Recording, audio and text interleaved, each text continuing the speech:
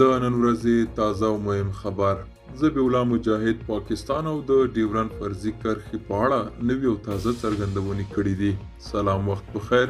که غواړئ پوه شئ ویډیو تر پایه وګورئ او که تر اوسه پورې مو وطن میډیا یوټیوب چینل نه وي سبسکرایب کړی همدا اوس یې سبسکرایب کړئ تر څو نوي او تازه معلومات تر تاسو در ورسیږي.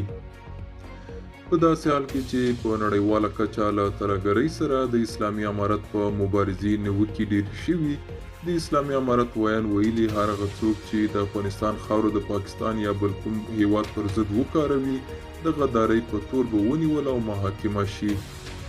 د اسلامي امارت ویان ذبیح الله مجاهد په یوه مرکه کې ویلي چې د افغانستان او پاکستان ترمنځ په ګډې پولې کې د امنیت ټینګولو لا هم د ځواکونو لپاره یوه ستونزه ده او زیاته کړې ده چې ځینې داسې ځایونه شته چې لا هم د دوی ځواکونو پکې نه دي ځای پر ځای شوي او د هغوی د امنیت ساتلو لپاره یې هوایي ملاتړ ته اړتیا لري.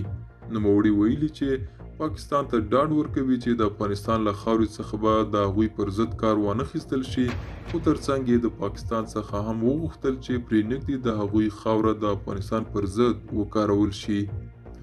مجاهد په داسې حال کې پاکستان ته دا ډاډ ورکوي چې د دې هیواد صدر اعظم شهباز شریف تازه د ملګرو ملتونو په عمومي اسامبلې ته وویل چې ترهګر ډلې په افغانستان کې شته او په خبره یې دا د سیمې د هیوادونو لپاره د اندېښنې وړ مسله ده. خو د اسلامي امارت چارواکو ویلي چې پاکستان نه باید د افغانستان د بدنامولو له لارې امتیاز ترلاسه کړي. ملګرو، دا و زموږ نننۍ چمتو شوې ویډیو. تر بیا ښه وخت، ښې چارې.